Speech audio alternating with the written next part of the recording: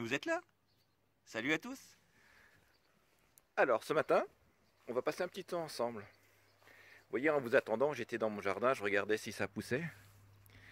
Eh bien, saviez-vous que l'autre soir, j'étais là, je regardais toujours si ça poussait, et j'ai vu dans le ciel, ici, devant moi, là, un magnifique, magnifique arc-en-ciel. Et ça m'a fait penser à plein de choses.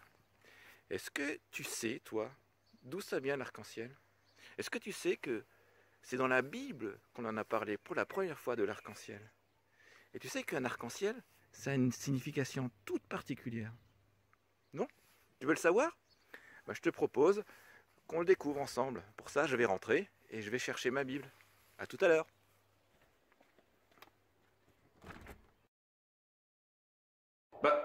J'entends un drôle de bruit dans la cuisine. Qu'est-ce que c'est?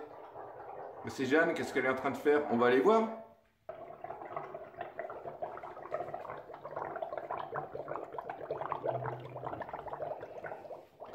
Qu'est-ce que tu bricoles, Jeanne? Je suis en train de faire une expérience pour pouvoir faire des bulles et voir un arc-en-ciel à l'intérieur. Tu me montres? Regarde là. Mais est-ce que tu sais d'où ça vient l'arc-en-ciel, toi? Non, je sais pas. Ça vous intéresse aussi de savoir faire des bulles? Eh bien, à la fin de l'émission, Jeanne vous fera une petite surprise.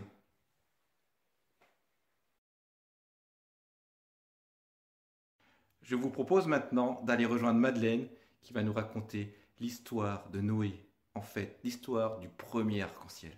On y va? C'est parti!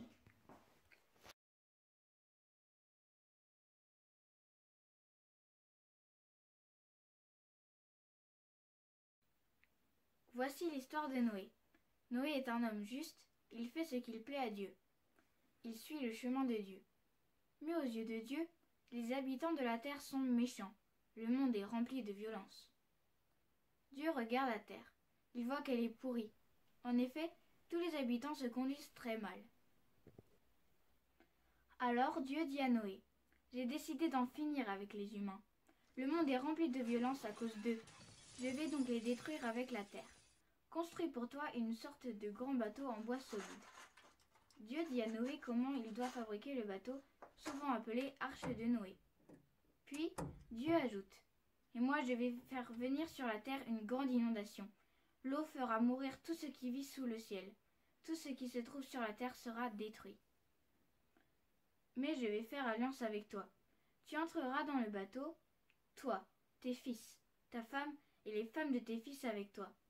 Tu devras faire entrer aussi dans le bateau un couple de chaque espèce vivante, un mâle et une femelle, pour les garder en vie avec toi. Et toi, prends toutes sortes de nourriture, mets-la de côté. Ainsi, vous aurez ce qu'il faut pour manger, eux et toi. Noé obéit. Il fait exactement ce que Dieu lui a commandé. Il entre dans le bateau avec ses fils, sa femme et les femmes de ses fils pour fuir l'inondation.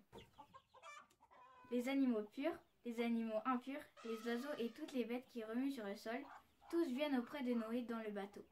Ils sont 2 par 2, mâles et femelles, comme Dieu l'a commandé à Noé. Au bout de 7 jours, l'eau de la grande inondation couvre toute la terre. Le bateau flotte sur l'eau. Tous les êtres vivants qui ont un souffle de vie et qui vivent sur la terre solide meurent. Ainsi, le Seigneur fait disparaître de la terre tout ce qui vit, les êtres humains, les grands animaux, les petites bêtes et même les oiseaux. Il reste seulement Noé et ceux qui sont avec lui dans le bateau. L'eau monte au-dessus de la terre pendant 150 jours. Puis, Dieu se souvint de Noé et des animaux qui sont avec lui. Dieu fait souffler un vent sur la terre et l'eau commence à baisser. Noé envoie plusieurs fois un oiseau pour voir si l'eau est descendue. Lorsque la terre est sèche, Dieu dit à Noé, « Sors du bateau, toi, ta femme, tes fils et les femmes de tes fils. Fais sortir aussi toutes les espèces d'animaux qui sont avec toi, qu'ils remplissent la terre, qu'ils fassent des petits et deviennent nombreux. » Alors Noé sort avec ses fils, sa femme et les femmes de ses fils. Tous les animaux sortent du bateau par famille. Noé construit un autel pour le Seigneur et lui offre les animaux en sacrifice.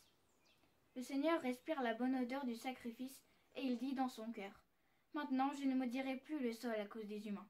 C'est vrai, leur cœur désire faire le mal dès leur jeunesse. Mais je ne détruirai plus tout ce qui est vivant, comme je viens de le faire. Tant que la terre durera, on sèmera et on récoltera. Il fera froid et il fera chaud. Il y aura la mauvaise saison et il y aura la belle saison. Il fera jour et il fera nuit. Ce sera toujours ainsi. Alors Dieu dit à Noé et à ses fils, « Je mets mon arc dans les nuages, il sera le signe de l'alliance entre moi et la terre. Quand je ferai venir les nuages au-dessus de la terre, quand l'arc-en-ciel apparaîtra dans les nuages, je penserai à mon alliance avec vous et avec tous les êtres vivants. Il n'y aura plus jamais de grande inondation pour détruire la vie. » Merci Madeleine pour ton histoire. Maintenant tu sais tout de l'arrivée du premier arc-en-ciel. Tu l'as compris, le déluge, c'est Dieu qui a jugé la terre et les hommes parce que les hommes étaient méchants et qui a décidé de les faire disparaître avec tous les animaux. Mais Noé, lui qui était bon, comme ça a été dit, lui et sa famille ont été sauvés des eaux. Et lorsqu'ils sont arrivés de nouveau sur la terre ferme, lorsque l'eau est partie, Dieu a décidé de faire une alliance. Et de faire une alliance, c'est de décider que plus jamais, mais plus jamais, il ne détruirait la terre avec des inondations, avec de l'eau, avec le déluge. Et c'est ce qui est arrivé. Et comme signe de cette alliance, pour se souvenir de cette alliance, il a dit, je mettrai un arc-en-ciel dans le ciel. Voilà l'origine de l'arc-en-ciel. Mais derrière l'origine de l'arc-en-ciel, chaque fois que tu vois un arc-en-ciel, ou chaque fois que tu vois les couleurs de l'arc-en-ciel, comme dans les bulles de savon, pense à la promesse que Dieu a faite. La terre n'a plus jamais été détruite par l'eau, par les inondations. Même s'il y en a encore, jamais plus la terre sera détruite par les inondations. Et ça, tu peux en être sûr. Lorsque Dieu promet quelque chose, il tient sa promesse. Peut-être pas comme moi, ou peut-être pas comme toi, mais Dieu, lui, il tient les promesses qu'il fait. Et ce qui est encore plus chouette, c'est que aujourd'hui encore, il nous a fait des promesses qui sont vraies et qu'on peut prendre pour nous. Jésus, son Fils, quand il est venu sur terre, il est venu pour nous sauver. Il est venu pour nous libérer du péché, pour nous pardonner. Mais pour ça, il faut croire en lui. Et si on croit en lui, ses promesses, elles sont vraies. Et il y a notamment une promesse que je voudrais partager avec vous, que Jésus nous a fait avant de partir au ciel. Une promesse qui nous permet de tenir le coup, qui nous rassure, qui nous fait du bien, notamment lorsqu'on ne sait pas trop ce qui se passe, lorsqu'on est dans des périodes un peu compliquées, peut-être comme on le vit aujourd'hui. Mais Jésus nous a promis quoi? Jésus nous a promis, c'est écrit dans le livre de Matthieu dans la Bible au chapitre 28, le verset 20, Jésus nous a promis, « Et voici, je suis avec vous tous les jours jusqu'à la fin du monde. » Jésus nous a promis qu'il serait avec nous. Il était là avec toi hier, il est là avec toi aujourd'hui, il est là avec toi demain, après-demain. Et c'est une réalité, une vraie promesse que Jésus tient. Ça, tu peux en être sûr. Tu peux compter sur lui. Et chaque fois que tu vois un arc-en-ciel, souviens-toi des promesses de Dieu et que seul Dieu tient ses promesses. Je te souhaite une bonne journée, mais avant de finir, avant de nous séparer, on va retourner voir Jeanne pour qu'elle nous explique la recette de ces superbes bulles, parce que dans les bulles, on voit les couleurs de l'arc-en-ciel. À très bientôt. Pour pouvoir faire cette expérience, pour avoir de belles bulles, il te faut un bol, du liquide vaisselle, 25 centilitres d'eau, c'est un peu plus qu'un verre, de la maïzena, du sucre, une cuillère à café et une paille.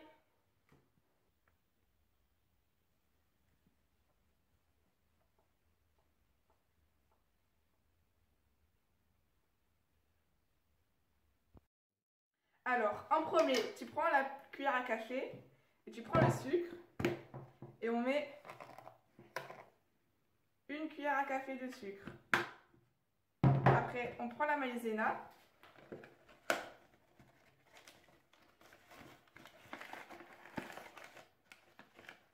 et tu mets une cuillère à café de maïzena. Après, le liquide vaisselle, tu mets une cuillère, 2 cuillères, 3 cuillères et 4 cuillères. Après, tu mets de l'eau. Et tu commences à mélanger.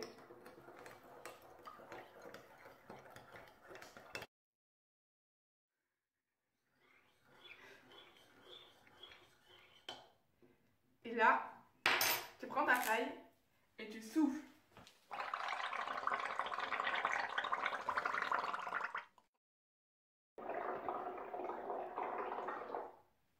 Et voilà, maintenant à toi de le faire et de me l'envoyer.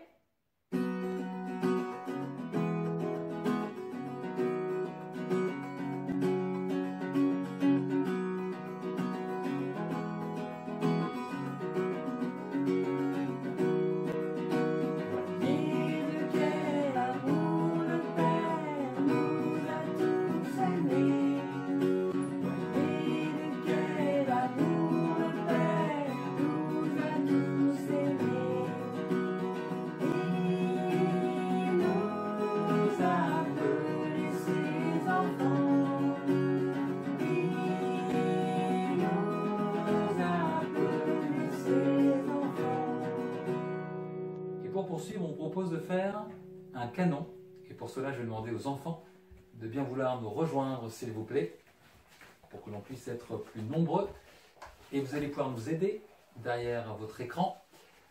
Et pour cela, on va faire simple. Je vais vous demander, les petits gars, de suivre Théodène et moi-même. Et puis pour les petites filles, Vous me suivez avec Arwen et Enora. on y va. Allez, c'est parti. Voyez. Voyez quel amour le Père nous a tous aimés. Voyez de quel amour le Père nous a tous aimés. Voyez de quel amour le Père nous a sauvés.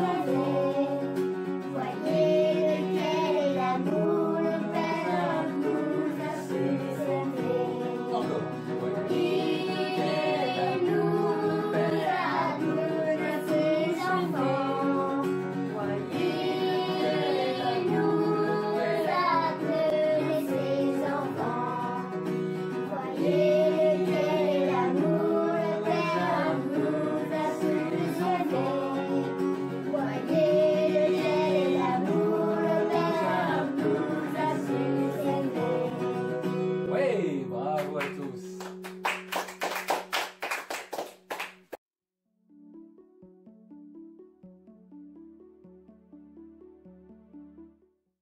Salut, bon dimanche à tous. Bonjour à tous, on est très heureux de partager à nouveau ce temps de louange avec vous et on va commencer par un chant qui déclare « Tu es notre Dieu ».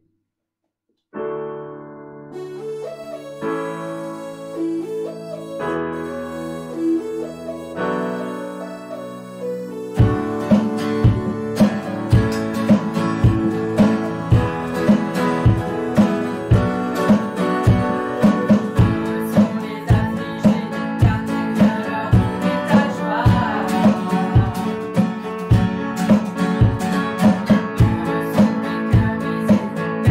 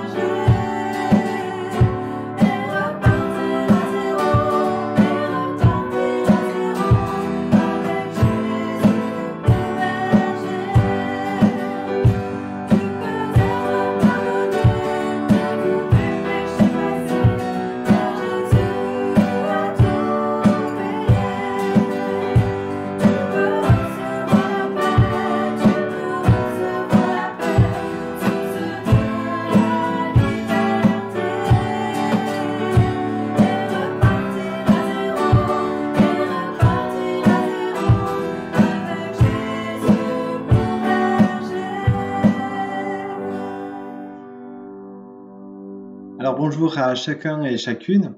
Je suis très heureux ce matin de vous retrouver. Je ne sais pas si vous êtes comme moi, mais parfois, il y a des jours où j'ai vraiment du mal à me réveiller. Il est 6 heures du mat, le réveil sonne, j'entends déjà là-haut les enfants qui sont à fond et je n'ai qu'une seule envie, c'est de me réendormir. Et j'avoue que parfois, oui, je me rendors. Alors ce matin, j'aimerais regarder avec vous ce que Jésus disait à l'église de Sardes, l'une des 7 églises du livre de l'Apocalypse, parce que c'était aussi une église qui avait du mal avec son réveil. Donc l'apôtre Jean écrit à ces 7 églises pour dresser une espèce de bilan de santé. Et face à cette église de Sardes, j'aimerais que l'on puisse se poser 3 questions. La première, c'est où en sommes-nous en ce moment dans notre relation avec Dieu? Dans quel état est ma vie spirituelle actuellement, et notamment avec ce coronavirus et ce confinement? Et y a-t-il des domaines également dans lesquels je suis invité à changer, à évoluer actuellement? Pour nous inviter donc à réfléchir à cela, eh bien, je vais vous inviter à lire avec moi donc ce texte de Apocalypse au chapitre 3, versets 1 à 6. Et voici ce que Jésus dit à l'église de Sardes. Il est écrit « Écrit à l'ange de l'église de Sardes. Voici ce que dit celui qui a les 7 esprits de Dieu et les 7 étoiles. Je connais tes œuvres. Tu as le renom d'être vivant, mais tu es mort. Sois vigilant et affermis le reste qui allait mourir, car je n'ai pas trouvé tes œuvres parfaites devant mon Dieu. Rappelle-toi donc comment tu as reçu et entendu la parole. Garde-la et repens-toi. Si tu ne veilles pas, je viendrai comme un voleur, et tu ne sauras point à quelle heure je viendrai te surprendre. Cependant, tu as à Sardes quelques hommes qui n'ont pas souillé leurs vêtements. Ils marcheront avec moi en vêtements blancs, parce qu'ils en sont dignes. Ainsi, le vainqueur se vêtira de vêtements blancs. Je n'effacerai pas le nom du livre de vie. Je confesserai son nom devant mon Père et devant ses anges. Que celui qui a des oreilles écoute ce que l'Esprit dit aux églises. Alors, un petit point sur Sardes et sa ville, qui aujourd'hui est connue pour être la ville de Sarthe en Turquie. À l'époque, Sardes était la capitale de Lydie, c'était une région de l'Asie mineure. C'était une ville importante qui était au carrefour de 5 routes majeures.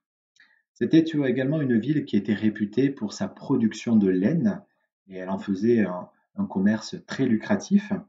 Elle est baignée dans une vallée fertile, et il y avait un certain Crésus qui y habitait, et qui avait fait fortune également.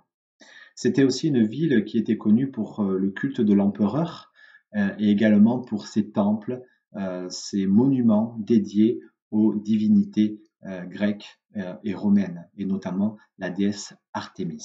Donc un contexte religieux très important. Et voici ce que Jésus disait à cette église. Voici celui qui nous parle encore aujourd'hui. Celui qui dit, celui qui a les 7 esprits de Dieu et les 7 étoiles. Jésus se présente ici. Et ici, le chiffre 7 dénote toute la plénitude et la totalité. Celui qui parle à l'église de Sardes et qui nous parle aussi ce matin se présente non seulement comme étant celui qui détient l'Esprit de Dieu dans toute sa plénitude, mais aussi celui qui est maître de toutes les églises d'Asie mineure à cette époque-là. Il parle aux 7 esprits de Dieu et aux 7 étoiles. Les 7 étoiles représentent les 7 leaders de ces 7 églises, et les 7 esprits symbolisent toute la perfection divine et les dons qui sont manifestés par le Saint-Esprit. Alors oui, Jésus est celui qui bâtit l'Église. Il est celui qui maintient l'Église. Il est le Maître tout-puissant. Et il est le Maître tout-puissant du ministère dans l'Église. C'est en lui que repose, comme le dit Ésaïe, un esprit de sagesse, d'intelligence, de conseil, de vaillance, de connaissance et de respect de Dieu. Et cette Église en avait vraiment besoin d'entendre et de réentendre cette vérité sur Jésus. Alors, nous aussi, arrêtons-nous un instant, parce que nous sommes placés ce matin aussi devant ce Jésus. L'œuvre du Saint-Esprit dans une personne, mais aussi dans une Église, ne dépend pas de programme d'activité, ou ne dépend pas d'équipe, de responsables, ou de super musiciens, ou d'actions sociales, non, loin de là. L'œuvre du Saint-Esprit est divine, elle est surnaturelle, car c'est de Dieu que vient la vie, c'est de Dieu que nous pouvons déployer les ministères et les services dans l'Église. C'est de Dieu que vient le réveil. Quand une personne est loin de Dieu ou quand une Église s'en détache, eh bien, les meilleurs programmes, les meilleures animations n'en feront rien. Ça n'apportera pas la vie, car la vie vient de Dieu, elle vient de Jésus-Christ. C'est comme cette image, cette greffe qui a été mise donc sur le tronc principal. Une greffe branche va refleurir, n'est-ce pas, grâce à la sève qui va recouler en elle pour donner du fruit. Et l'Esprit de Dieu est en quelque sorte également cette sève divine qui va permettre à une personne, mais aussi à une Église, de naître ou de renaître, de fleurir ou de refleurir, et de se réveiller véritablement, c'est-à-dire de retrouver vie pour porter du fruit, c'est-à-dire pour porter les qualités de Dieu en soi, et pour avoir également un impact sur les besoins de nos contemporains. Jésus donc se présente ce matin à nous comme celui qui donne la vie, comme cette sève divine, il donne la vie par son esprit. En lui repose toute la plénitude. Et Sardes avait besoin de réentendre cette vérité, parce que Sardes, quand on lit la suite de ce texte, avait perdu sa sève, elle avait perdu son cœur. Il y avait un grave problème à Sardes, c'est qu'il n'y avait plus de vie spirituelle. Et fait étonnant, c'est que quand nous lisons ce texte au regard des 6 autres églises de l'Apocalypse, eh bien, il y a quelque chose qui nous frappe. Parce que contrairement aux 6 autres églises de l'Apocalypse, Sardes ne reçoit aucun éloge. Rien de positif n'est donné à cette église. C'est le silence radio de la part de Jésus. Jésus ne va rien souligner de positif. Alors que s'est-il passé? Que s'est-il passé dans cette église? Eh bien, dans la suite, Jésus va l'expliquer. Et Jésus va l'expliquer sous forme de grief, sous forme de reproche. Et il va dire, je connais tes œuvres. Tu as le renom d'être vivant, mais tu es mort. On voit bien ici que rien n'est caché aux yeux de Dieu, n'est-ce pas? Et c'est une expression qui est souvent répétée dans ces textes des 7 églises de l'Apocalypse. Dieu connaît, Dieu, il sait. Il connaît l'engagement que les chrétiens de Sardes avaient. Il connaissait et il connaît leurs efforts, il connaît leur activité, certainement leur programme de qualité, leur gentillesse, leur sympathie. Il voit bien tout ça, comme il le connaît également de nous. Mais le plus troublant ici, c'est le contraste que le texte mentionne. Parce que d'un côté, tu as le renom d'être vivant, tu as une bonne réputation, mais en réalité, tu es mort. Peut-être que l'Église était admirée par ses prédications dynamiques, elle était admirée par son service d'aide à la personne, par ses programmes d'enseignement, certes. Peut-être qu'elle était considérée également par sa politique de tolérance. Notoriété d'un côté, mais le contraste de Jésus est sans appel, parce que l'Église avait perdu sa vie spirituelle, elle était morte. C'est comme si c'était une devanture attrayante, mais avec des étagères et une boutique poussiéreuse. C'est comme si l'église de Sardes était une moto sans essence, un verre vide, une pile sans énergie, une personne sans âme, et finalement une branche sèche. Quelle tragédie, n'est-ce pas, pour l'église? Et c'est la seule des 7 qui reçoit ce reproche aussi sévère. Tu es mort. Alors on peut se demander, mais à quoi peut ressembler une église morte? Est-ce que vous avez une idée? Eh bien, on pourrait penser que les bâtiments seraient vides, que les réunions seraient sans dynamisme. Mais à Sardes, apparemment, non, ce n'est pas le cas. Il y avait des rencontres, il y avait du mouvement, il y avait de la popularité. Quel était le problème alors? Eh bien, on pourrait dire que ces membres jouaient à l'Église. Ils agissaient par automatisme et par traditionnalisme. Ils étaient certainement emprisonnés dans un moralisme profond et dans une vie sans grâce et sans amour. Il y avait certes des activités, mais ce n'était que programme et organisation. Il y avait certes des baptêmes, des partages, mais ce n'était fait que par imitation. Il y avait certainement aussi des œuvres sociales chrétiennes, mais ce n'était qu'un humanisme spiritualisé. Finalement, on s'aperçoit qu'à Sardes, le Saint-Esprit était éteint. Ils étaient en fait complètement endormis. Alors, comment est-ce qu'on arrive à cela? Comment arrive-t-on à être une personne ou une église endormie? Eh bien, laissez-moi vous donner quelques points. Il me semble que nous arrivons à être endormis, eh bien, quand nous vivons premièrement sur les acquis du passé, dans sa tradition.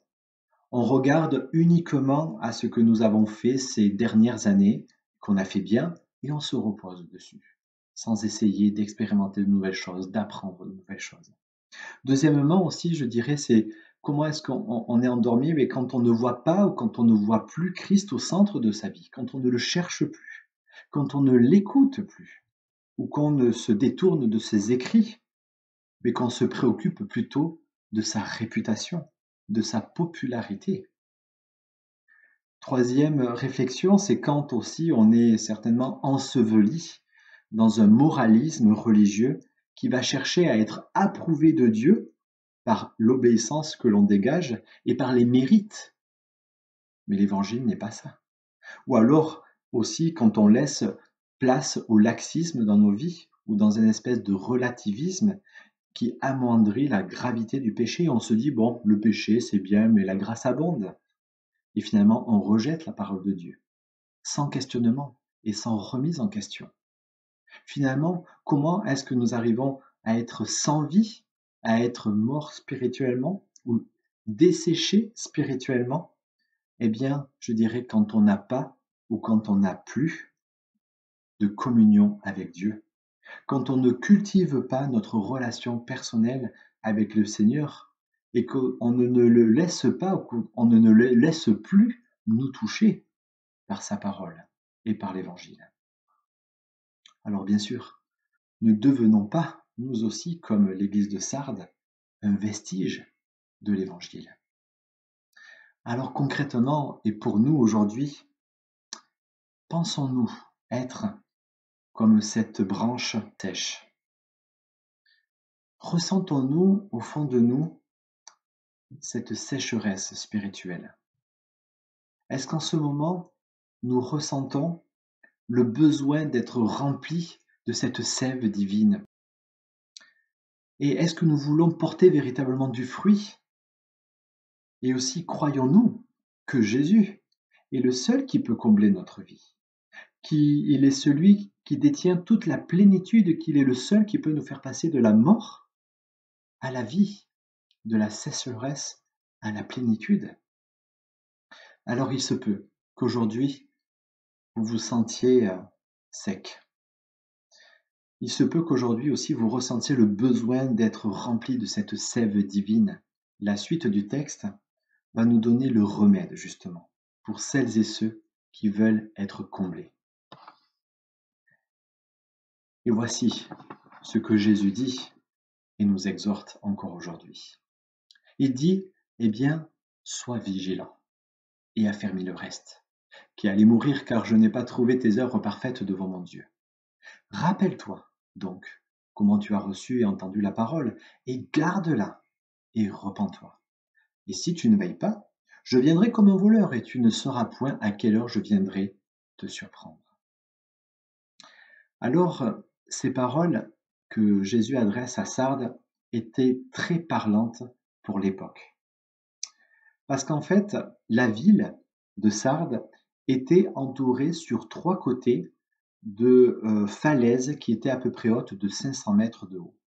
Et pour accéder dans la citadelle, il y avait seulement un accès, un 4e accès pour rentrer dans la ville.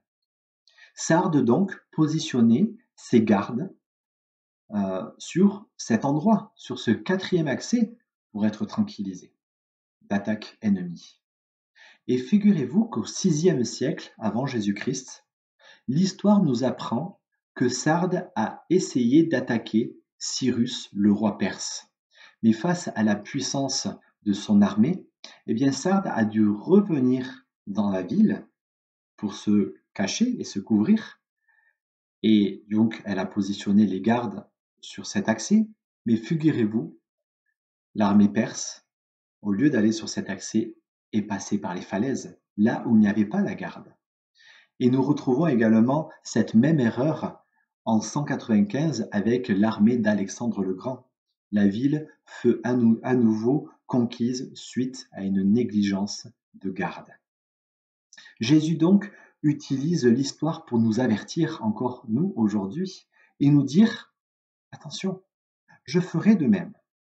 Si nous ne veillons pas à notre vie spirituelle, si nous ne veillons pas à notre communion, à notre relation personnelle avec Dieu, eh bien comme un voleur, je viendrai, nous dit Jésus, quand personne ne s'y attend, pour faire régner mon saint nom dans ton cœur et dans ta vie. » Et pour ça, on le constate, je le constate dans ma vie, Dieu utilise bien souvent les épreuves de notre vie pour nous réveiller, n'est-ce pas?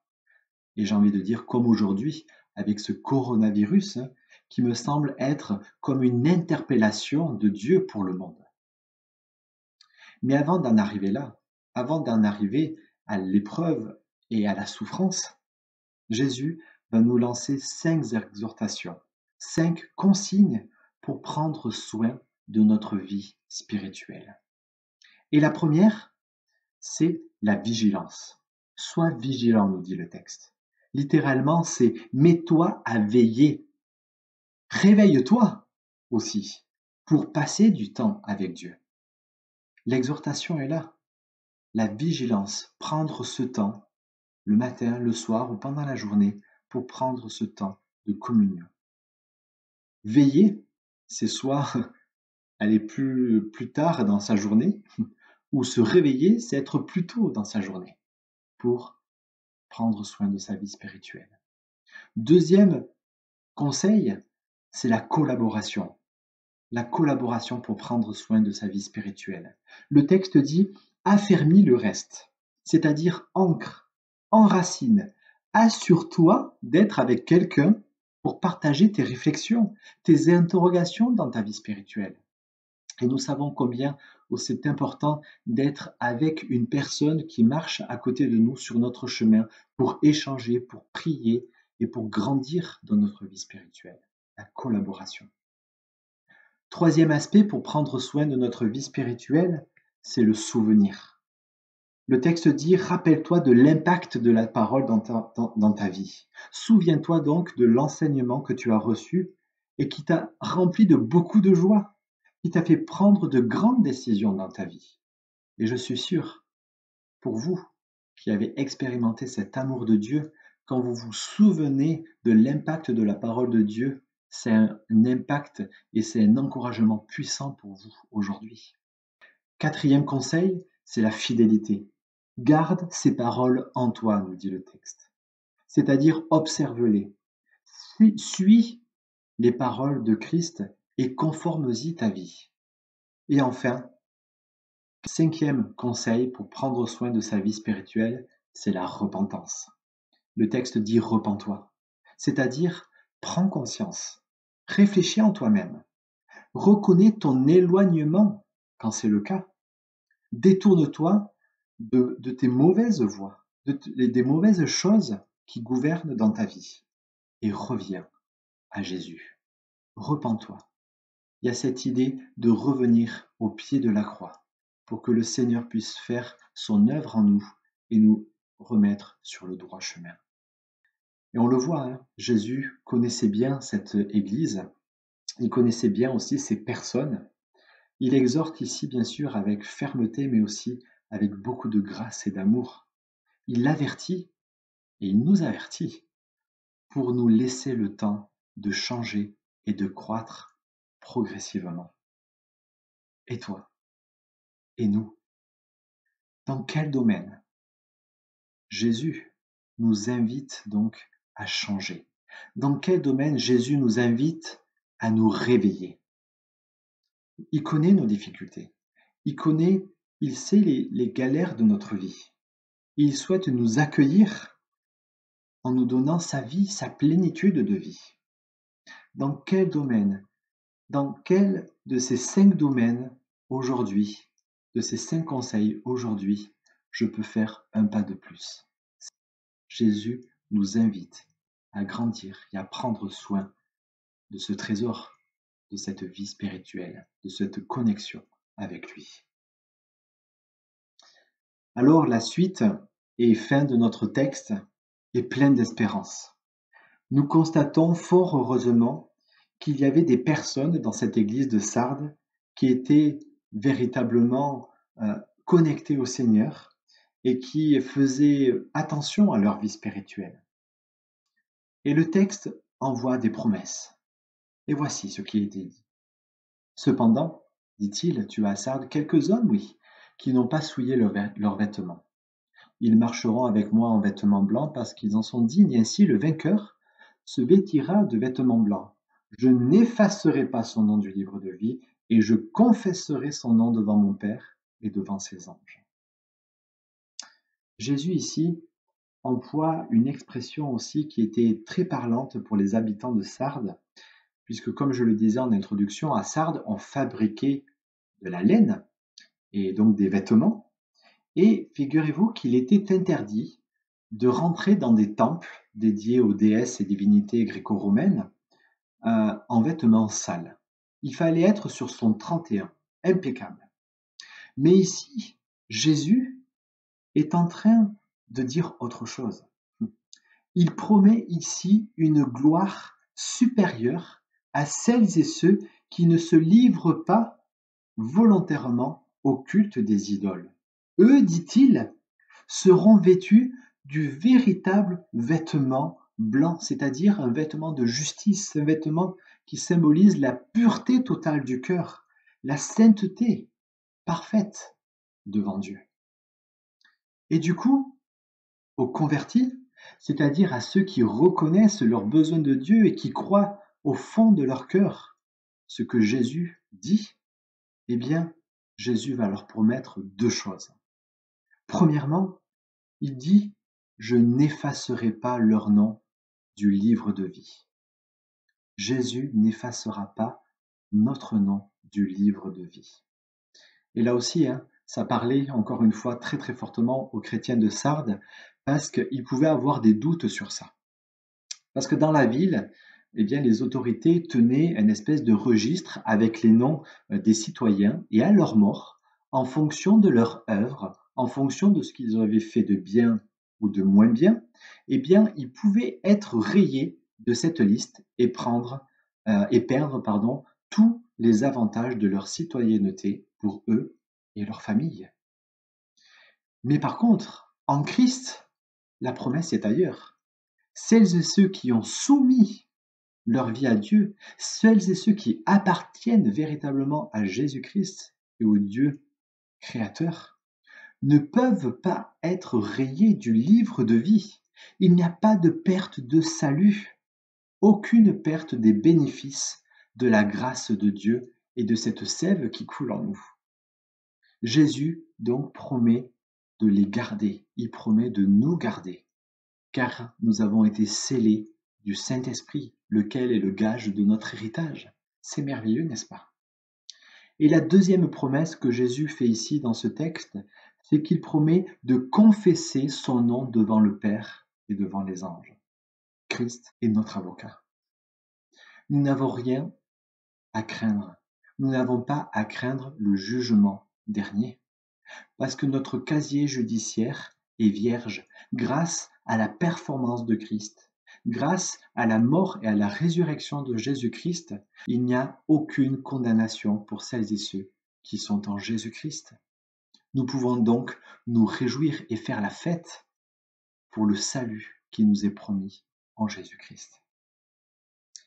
Alors pour conclure, oui, que celui qui a des oreilles écoute ce que l'Esprit dit aux églises. Permettez-moi de vous demander si votre réveil a bien sonné. Dieu attend que nous veillions. Dieu attend que nous nous réveillions pour pouvoir être abreuvés de tous ses bienfaits. Alors j'espère que ces paroles nous auront réveillés. J'espère que ces paroles auront éveillé ou réveillé, réactivé notre vie spirituelle pour que nous puissions goûter et voir ô combien Dieu est bon et nous donne toutes ses bénédictions.